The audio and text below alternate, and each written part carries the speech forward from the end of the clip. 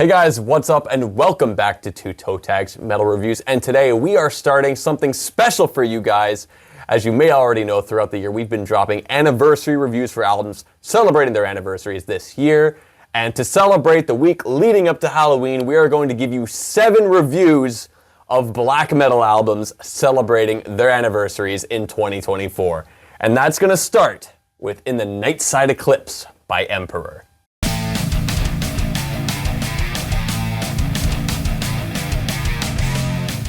So, released in 1994. It's funny that, you know, we're taking a look at Emperor, which is Ishan's band, and he dropped an album this year. That's right. So it's pretty cool that we kind of got... Still going strong. Still going strong. It was a pretty interesting album.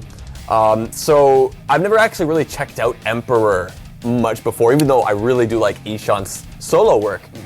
So listening, like my first impression of listening to this album is that it's really cool. I like that there's a lot of focus of a lot of atmospheric stuff, but used with like a synthesizer. Yep. Doesn't necessarily sound like they got this whole orchestra here, but that synth basically covers that and it sounds cool all the time. Like that was a consistent thing that kept coming back to me. And listening to it more, that's just really one of the highlights of the album. Like I totally think that's super duper awesome. And I feel like on top of that, the riffs are just mean. Like, it's like, oh yeah, oh, this is evil, this is cool, oh, where's this? This is a pretty synthesizer, like, oh, and you kind of got that back and forth constantly. And I think that's really cool. So, as for songs that I enjoyed from this record, Beyond the Great Vast Forest is a really cool one. It's got a lot of cool background stuff going on, some awesome riffs that are just pure evil. There's this slow groove that this song does, kind of like in the middle, and then the synth kind of keeps going up and up and up and up and up in the background. I don't know if you recall. Yep. Awesome every single time. Like every time I heard that, yeah, there's the part again. And that's the kind of sign that you know an album is good, is when it's got like, there's that part. I like how some of the synth kind of takes the lead on a lot of these songs too, and that's an example of it happening in that song. It's just like, it almost is kind of like the lead riff in a way, which is really cool. So another song that totally stood out to me was Towards the Pantheon. It sets up the atmosphere with the synth stuff, and then the band comes in, sounds rad. Now I clocked this. The opening scream from Ishan in this song is about 25 seconds for a single scream. That is ridiculously long. It's long, but I don't know. It's like a... Well... It's like barely a scream. There's like barely any air coming out of his mouth. I mean, it's kind of like... It sounds cool, but it's not like the Chester Bennington scream, for example, or anything like that. You know what I mean? Like, but it's still cool. It's still cool. I mean, I liked it. When I first heard it and noticed that it was that long, I'm like, wait a minute, he's still going? What the... what? Huh? Super duper awesome. Another song that's cool is Satana. It has clean parts in it, like kind of near the end, like clean vocal parts, which kind of remind me of, you know, what would eventually come later in the genre from how Dimmu Borgir would tackle it with having ICS Vortex in the band, kind of like how he would do it. Not exactly, but it kind of feels like that style is what Dimmu Borgir kind of like saw and tried to... This was the foundation of that basically going forward. Exactly. Like the little seeds being planted. So, yeah, as I mentioned, I think there's a lot of cool contrast between just how evil these riffs sound and then the cool synthesizer on top of it. But I think there's a lot of cool, harder and faster parts and slower parts as well. They mix this in really well. A really good example of that is I Am the Black Wizards. I think also the riff at the end where they have the speaking part over top of it is pretty cool. Yeah, there's another... that's the thing with this album. There's a lot of like notable, that riff was really cool, this moment was really cool. Cosmic Keys to My Creations and Times has cool sections. There's a fast section where they got double bass and he's playing on the hi-hat, if you remember that. Super duper cool. The slow groove at the end, I also enjoy that as well quite a bit. And then you have a song like The Majesty of the Night Sky.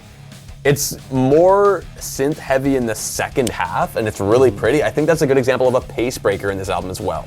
So I think not only does this album have like the super crazy blast beat evil black metal, it paces itself really well. It doesn't feel like it's just kind of one thing and that's it. There's a lot of depth to this album. Yeah, I agree with pretty much everything you said there. I'm not new to this album. I've heard this album plenty of times before, but I never really was a huge Emperor fan. I pretty much listened to this album because it's iconic, right? It's one of those ones where people go, well, you gotta listen to In the Nightside Eclipse because it's just one of those iconic staple albums. So that's why I've heard it before. But going into it with the mindset to review it was a different experience because now I'm judging it, I'm analyzing it, I'm being critical to it. And that comes with pros and cons because, like you just pointed out a lot of the cool pros, I'm listening to it going, yeah, there's these highlight moments and these cool things, but how much is it really driving home for me?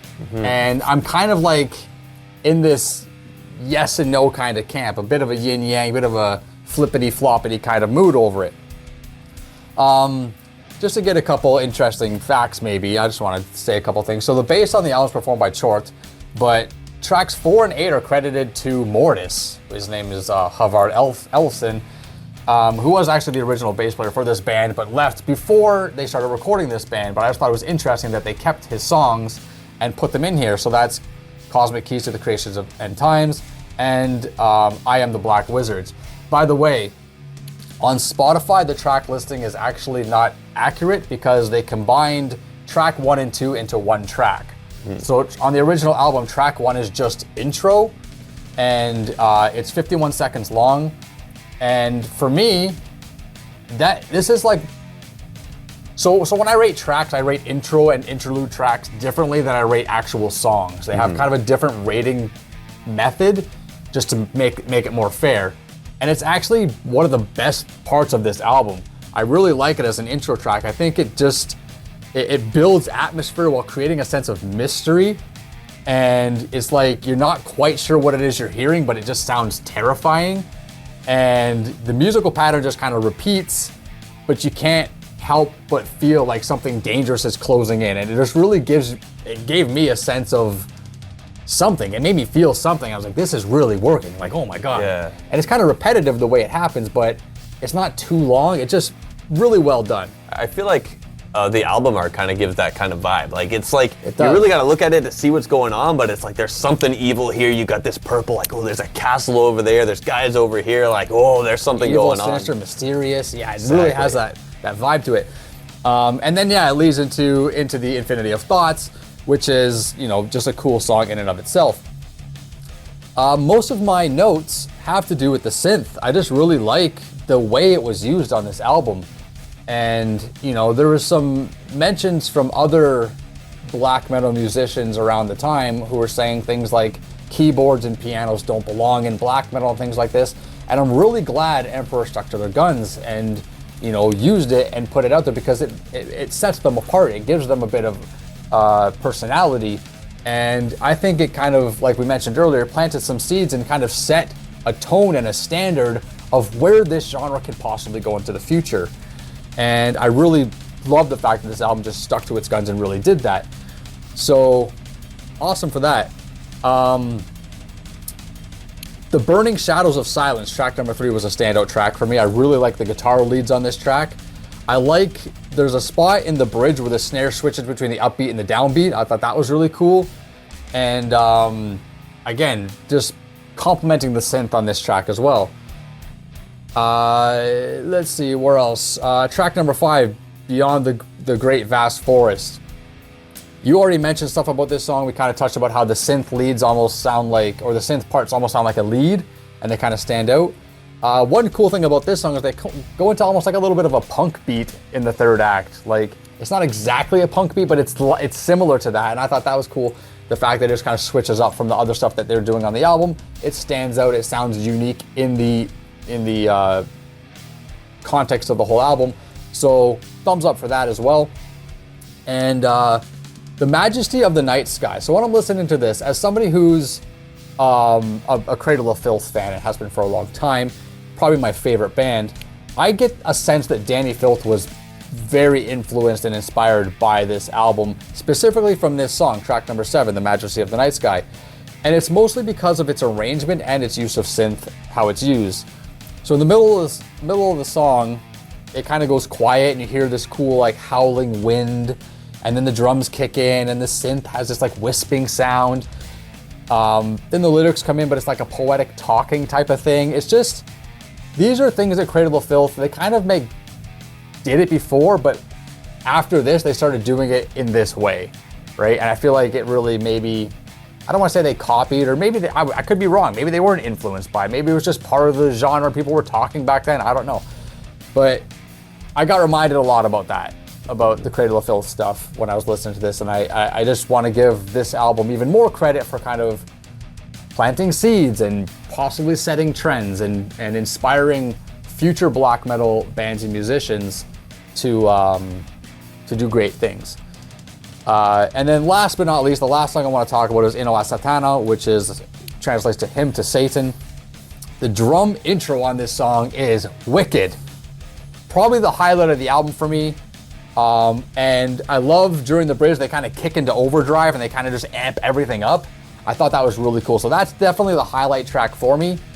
So yeah, there's a lot of highlights for me. But my problem overall is that these highlights are like a little bit here, a little bit there. Like one thing in this song, one thing in that song. Mm-hmm. There's no song on this album that I think is like super strong, front to end, right? They're all good, they're all enjoyable, but like I said at the beginning, I'm listening to this analytically and through a critical eye with critical ears, and it was hard for me to really love any song. I can like them all, but loving any of them was proving difficult. And I was surprised you mentioned Towards the Pantheon as one of your highlights, because that's a song I really struggled with. Like I really struggled to really find things to say and write about that song. But that just goes to show you that different people have different opinions, obviously, right? So, still a fun week. Still like listening to it. It's a classic album, and it should be on everybody's playlist, everybody's radar at some point or another. But I'm ready to rate it. So, I guess I'll go first. Then why not? So, I guess I just said basically everything of how I feel about it. And I'm at this point where I feel a little guilty because I really want to give this album a higher score. I think it's an iconic album, but it just, if I'm being honest and I'm reviewing it fairly like I would review any other album, it just doesn't hit the marks enough. So it's gonna get kind of a mediocre score for me. It's gonna get a 5.5. Right, well, as for myself, this is the kind of album that I consistently enjoyed listening to. And I feel like not only is it influential with what it brings to the table, especially with the synth stuff, I feel like it really makes the genre fresh, especially for doing this in 1994. Like, they were trendsetters that way, right? Mm-hmm. So not only that, not only was it always enjoyable, not only did it have a cool contrast, cool pacing, it felt evil, it felt mysterious, it felt pretty, it had a lot going for it. It's gonna get my toe tag. Wow. Surprised you gave it a toe tag. Surprised you liked it that much, but that is awesome. But unfortunately, it didn't quite strike the right chords with me. So it is what it is. We're starting off our week with a half toe tag album. But yeah, that's it. We're gonna be back with several more black metal anniversary album reviews this week. So keep it locked and let us know what you think of this album down below after 30 great years of this album being out. And let us know all your favorite things about Emperor and all that stuff. Just sound off down below. And hit that subscribe button if you guys are new to the channel. I'm Vile Self. I'm TV Fish. I'll see you guys in the next one.